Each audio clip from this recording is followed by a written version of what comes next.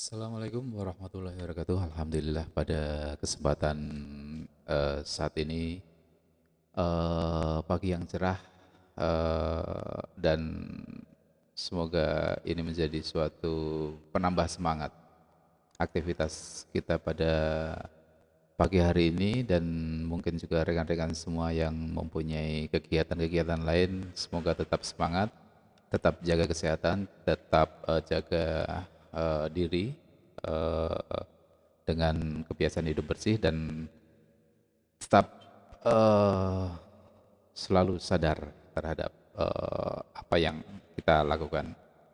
Pada kesempatan yang lalu sudah kita bahas dua materi yang saling berkaitan, yaitu yang pertama tentang hubungan ma'rifatullah dengan sadar Allah, dan materi yang kemarin itu tentang sadar diri.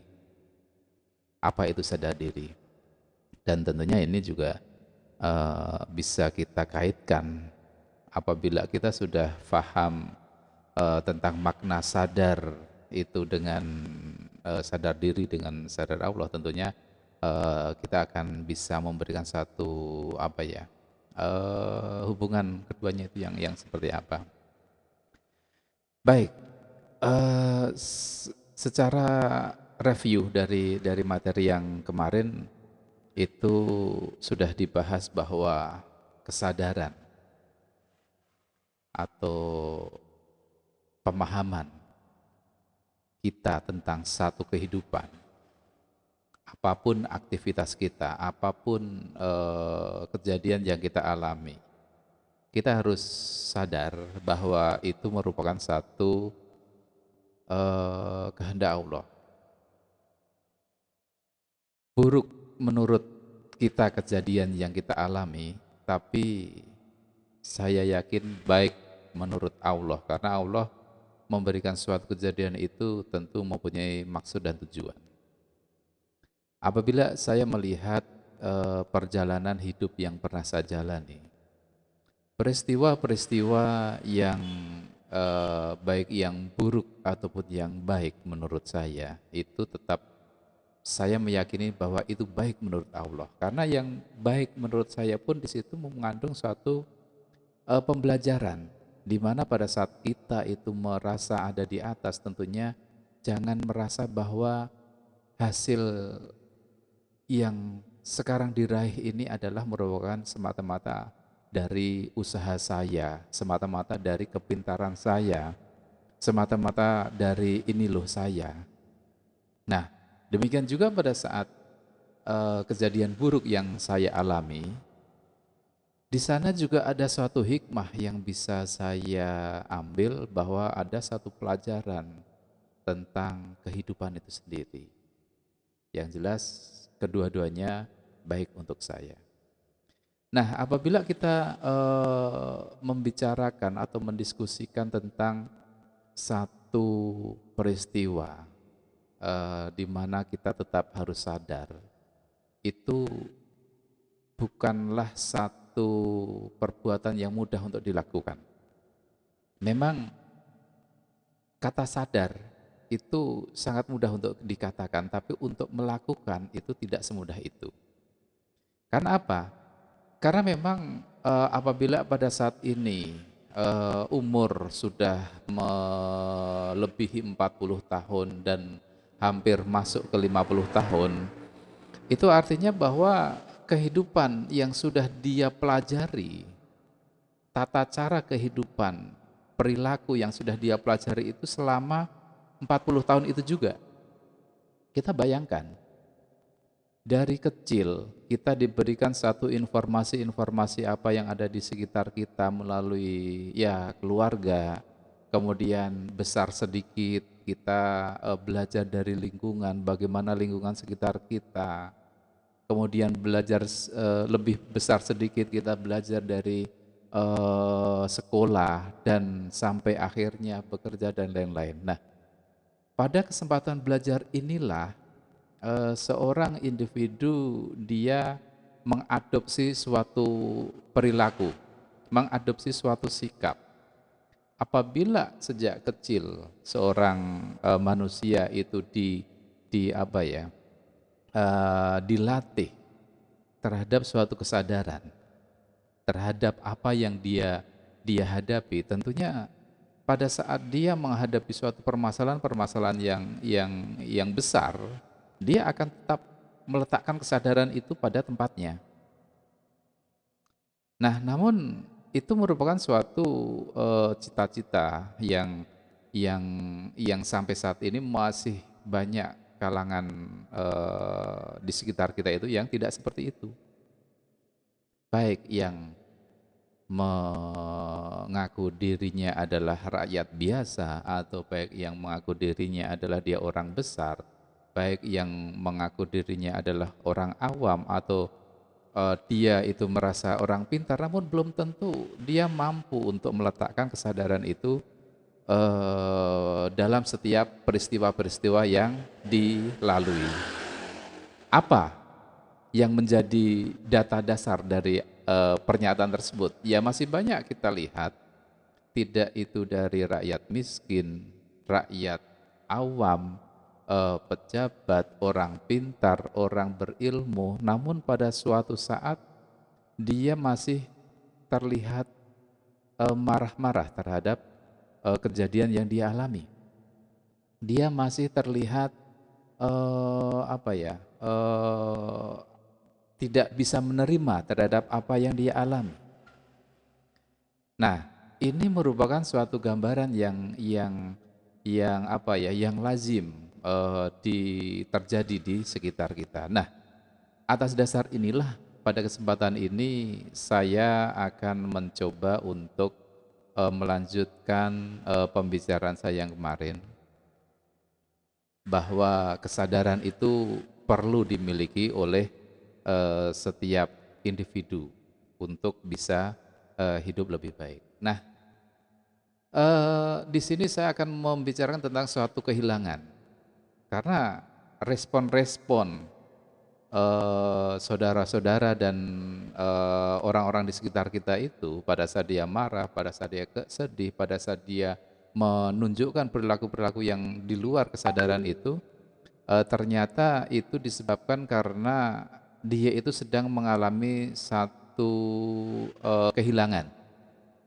Ya, yang dinamakan kehilangan itu bisa jadi karena atau dalam bentuk fisik bisa, dalam bentuk non fisik juga bisa. Nah, di sini kita akan melihat secara teori, grand teori lah, istilahnya teori yang sudah sangat lama sekali, yang disampaikan oleh Kubler-Ross. Sebenarnya teori tentang kehilangan itu banyak yang menyampaikan, tapi pada intinya hampir sama, bahwa di sana ada suatu tahapan-tahapan yang harus dilalui oleh seorang individu pada saat dia mengalami kehilangan. Menurut Kubler-Ross ada 5 tahapan. Tahapan yang pertama yaitu dia akan denial atau dia menafikan ataupun tidak mengakui kehilangan tersebut. Kemudian yang berikutnya adalah dia marah, anger. Kemudian berikutnya dia akan merespon dengan bergaining, tawar-menawar dengan Sang Pencipta, tawar-menawar terhadap situasi yang dia hadapi, terhadap kehilangan yang dia alami. Kemudian selanjutnya dia depresi, mengalami fase depresi. Kemudian baru apabila tahapan bisa dijalankan, baru dia akan acceptance. Nah, dari kelima fase ini memang melihat respon-respon di sekitar kita, tidak semua orang itu bisa melalui dengan baik. Nyatanya ada orang yang tidak mengakui bahwa dia mempunyai masalah itu. Ada orang yang marah-marah, ada orang yang depresi terhadap menghadapi permasalahan yang ada. Nah, ini kan merupakan suatu bukti bahwa dia tidak mampu untuk menjalani proses tersebut sampai pada acceptance. Nah, Di sini banyak sekali research yang menunjukkan tentang memang proses itu memang benar-benar terjadi. Dan tentunya seorang ahli yang sudah sangat ternama, Kubler-Ross, dan sampai saat ini belum belum ada lagi teori yang menyangkal hal tersebut.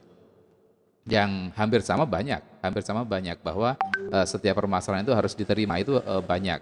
Nah, namun yang menyangkal itu masih belum ada. Nah, inilah yang menjadi satu dasar bahwa oh ternyata di lingkungan sekitar kita itu seperti itu. Nah, pada saat ini saya mencoba untuk mengenalkan tentang kesadaran, sadar kepada